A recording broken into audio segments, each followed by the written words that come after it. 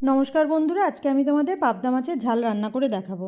এর জন্য আমি মাছগুলোকে ভালো করে ধুয়ে পরিষ্কার করে এর উপর পরিমাণ মতো লবণ, হলুদ আর একটু সর্ষের তেল দিয়ে মাখিয়ে নেব। সর্ষের তেল মাখানোর একটাই কারণ, যাতে মাছগুলো না ছেটে, কারণ পাবদা মাছ কিন্তু খুব ছেটে, সেই জন্য সর্ষের তেল মাখিয়েছি। মাছগুলো আমি ঢাকা দিয়ে খুব ভালো করে ভেজে নিয়েছি, কারণ খুব সাবধানে ভাজতে হবে। এরপর সেই তেলের মধ্যে আমি একটা শুকনো লঙ্কা চিড়ে দিলাম আর কিছুটা পাঁচফোড়ন দিলাম। শুকনো লঙ্কা আর পাঁচফোড়নটা যখন ভাজা হয়ে যাবে, সুন্দর গন্ধ বেরোতে আরম্ভ করবে, তখন এর মধ্যে দুটো টমেটোকে ভালো করে কুচিয়ে আমি এর মধ্যে তেলের মধ্যে দিয়ে দিয়েছি।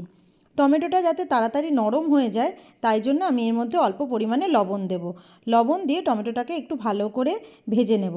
আর এদিকে আমি একটা মশলাও রেডি করে নেব। মশলার জন্য আমি এখানে কিছুটা পরিমাণ কালো সর্ষে নিয়েছি আর কিছুটা পোস্ত নিয়েছি।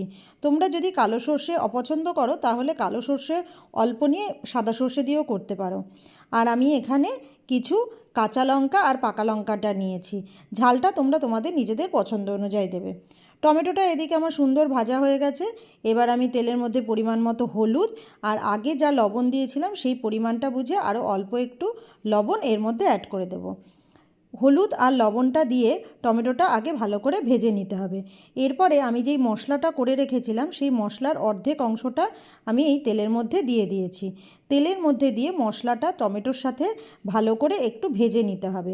মশলাটা যখন টমেটোর সাথে ভালো করে ভেজে নেওয়া হবে, তখন ওই বাকি মশলার মধ্যে জল দিয়ে আমি এর মধ্যে পুরোটা দিয়ে দেব, আর সাথে আর একটু পরিমাণে জল দেব। খুব বেশি জল দেব না, কারণ যেহেতু মাছের ঝাল করছি, এটা কিন্তু গা মাখা হবে, তাই জন্য খুব বেশি জল দেওয়ার দরকার নেই। এইবার ঝোলটা যখন আমার খুব ভালো করে ফুটতে শুরু করে দিয়েছে দেখব, তখন আমি মাছগুলো খুব সুন্দর করে সাজিয়ে দেব।